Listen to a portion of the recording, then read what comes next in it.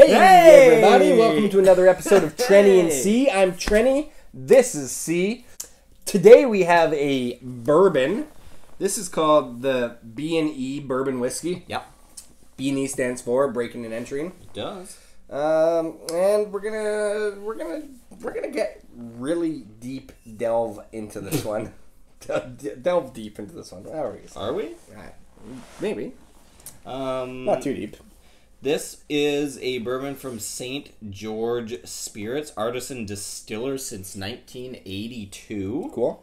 It says bourbon lifters since 2011. Whatever the heck that means. I think that means that they've been, that's part Stealing of the it? B&E. Yeah, They've been lifting it since 2011. Right. Anyway, so stick around and we will tell you all about B&E bourbon.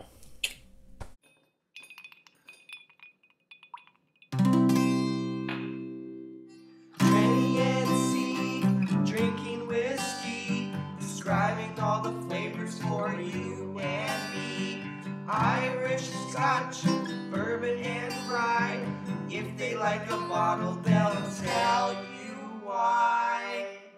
Hey, we're back. We're doing B&E bourbon today. I'll pour you a little sip of it here. So when it says lifting bourbon, meaning kind of stealing it, the whole idea is that this is a what do you call it? A non-distilling producer. non-distilling producer.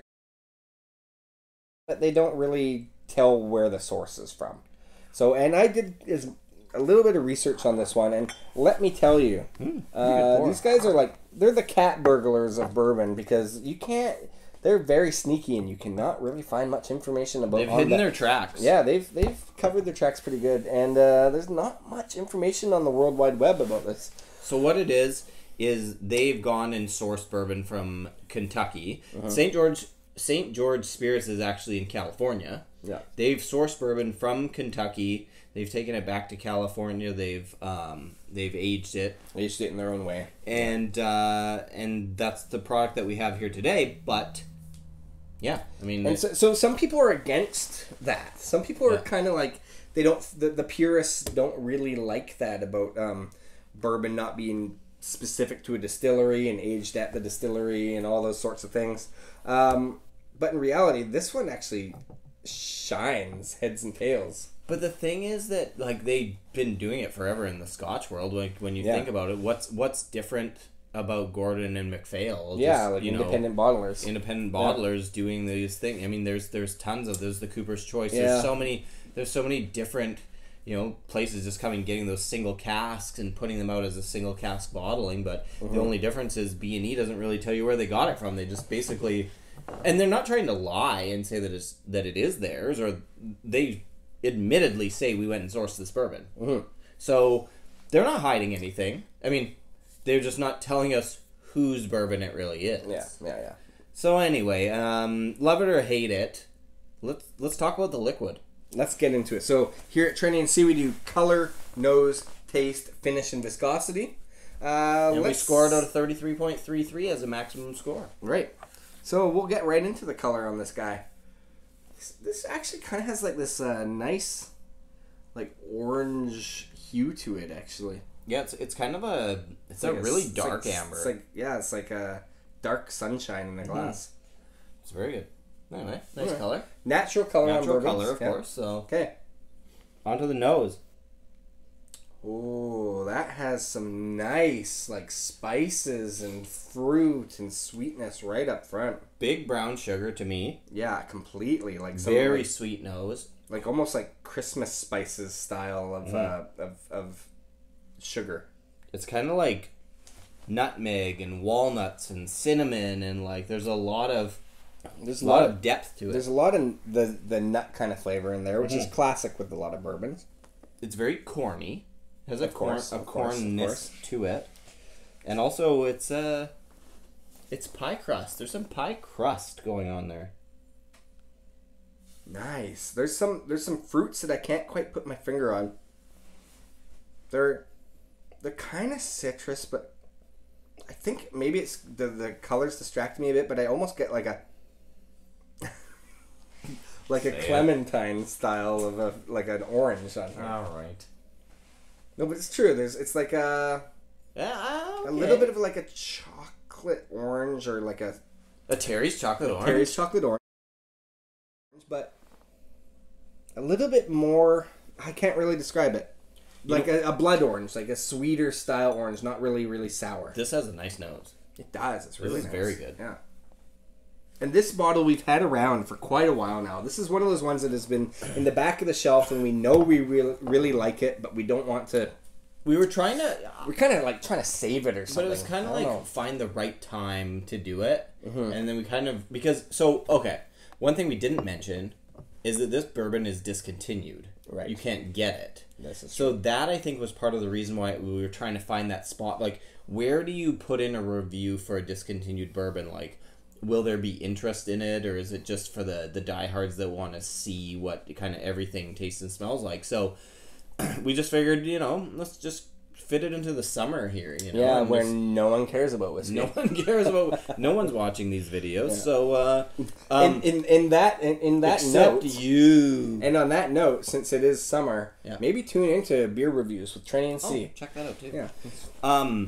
But anyway, this is a really nice bourbon, and it's too bad it's been It is discontinued because this, when you have so little of these bottles, you find it hard to want to even actually like really dig into tasting notes and dig into like you feel like you're wasting it in a way if you're over analyzing it. Sometimes you just have to sit back and enjoy a bourbon. And my wife bought this for me a few years back. This is one of the first bottles in the collection. In the Train and C collection, if you want to call it a collection. But I don't know, there's something kind of Buffalo Tracy about it. There is, yes, for sure.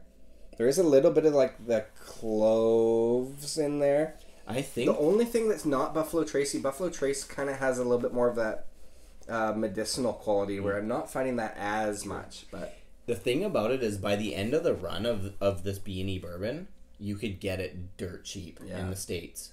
You could get it really dirt cheap, I think, because it just wasn't really hitting the mark, being that it was from California. It had no name recognition. Yeah, exactly. I don't really think B&E is really a great trendy marketing thing. So I think that they kind of missed the mark on that. The bottle looks great. It's got that big, tall bottle. It's 43% alcohol. We've got a batch number here. Like, I don't know, they did a lot of things right, and actually is really good stuff. So it's just a matter of kind of missing that marketing point. Yeah, exactly. But hey, all the best for us because we got a bottle of it. Exactly. Okay, let's taste the stuff. Oh wow!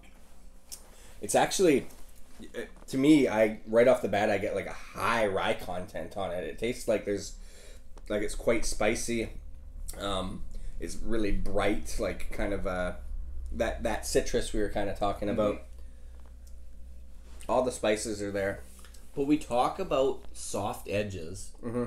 Like, although it has those rye characteristics that are often aggressive. Mm-hmm. Like, they're there, but they're done nicely. Oh, yeah, it's well-rounded, for sure. Subtle and soft. Yeah. But it's kind of like, to me, it's like bourbon candy. It's kind of got a sweetness to it. It does definitely have a sweetness. It's like a hard candy. It's like a bourbon hard candy. It's just really nice. It partly at times, like the kind of mid-palate reminds me of that Wild Turkey 101 a little bit. Less walnutty or whatever, but still quite nice. And you know why? I also get kind of a heavy char off of it. Mm-hmm. Which is kind of Russelsy. Tastes like it's been aged relatively well. Yeah, it's kind of does it have an age on this? Most bourbons don't, but I don't think. It does not really say.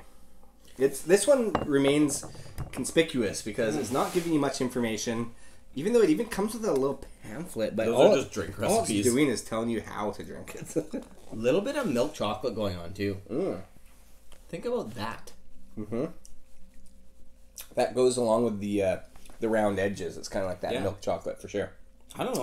I just really I like it. This is nice stuff. On the finish, it leaves you wanting more. I find. Yeah. Oh, easily. Like I want to go back for more. It's too bad that we only have this one bottle because We've made this last like 3 years, which is pretty good. And it sucks when you know that you get to know a whiskey relatively well, and then sometimes some go under the radar and you forget about it. Yeah. And this one, like every time I drink it, I know I like it, but then I kind of forget why. It's forgettable. Yeah, you forget why you like it until you taste it. And that's the problem with it. For whatever reason, people did not go back to. Mm-hmm. It is nice. It's got lots of different characteristics in there. Still, you're right with the Buffalo Trace. On the flavor, it has a little bit more of that medicinal quality. But you're also right with the wild turkey. Like, if I found out later it was wild turkey, I'd be like, yeah, I tasted it in there. But if I found out it was Buffalo Trace, I find it hard to believe that Buffalo Trace would be giving away. Yeah, it's for people to come in there and it's only 43%. Hey, yeah, because it does have like a spicy center to it. Yeah, and actually the finish it on the sides of your tongue. It's kind of like that mouth-watering, like salivating style. Instead of a lot of bourbons, like, yes, it gets dry, like every alcohol does, but it's still kind of like you say, leaves you wanting more. It's like salivating, and you just want it. I don't know. It's a good one. Mm-hmm. You might still be able to find it on the back of a shelf somewhere in a little mom and pop shop. I don't know. Totally. And if you can probably all over the States. If you can find it for cheap, I mean, it's been discontinued for maybe 2 years now. Mm-hmm. So if you can find it, get your hands on it if the price is right. But it's pretty good stuff. Now, I think we forgot to score it. I was just gonna say, I think we did. And whatever, it is what it is. I think we're just gonna give it the old thumbs up rating. Thumbs up. I mean, in the Train C rating out of 33.33. Should we just let's pull a Jim Murray? Well, I'm just gonna give mine and you give yours. Okay. We won't give it a total, but I'm gonna give mine. I think mine is 27.32. Yeah, I was gonna say 28. So let's assume that's like a 27.6. Yeah, it's not bad. That's a really good score, and it's actually the little bit of reviews that I did read. It's not that badly priced. Like, it's relative. Yeah. When you could buy it, it was pretty well priced. Reasonable. So, yeah. Anyway, this is just a unique one, a little something different. Yeah. So thank you guys for joining us. Yeah. We're Trenny and C. We are very excited. We forgot to mention this. We're very excited that we are going to go and do the Bourbon Trail. 2019. We are going to do try to hit up as many bourbon distilleries as possible.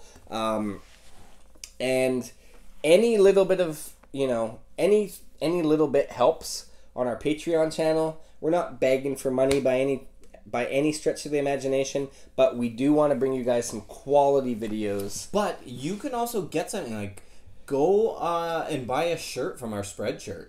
Right. Go. Yeah, get something like that. Let us know if you want to buy a hat.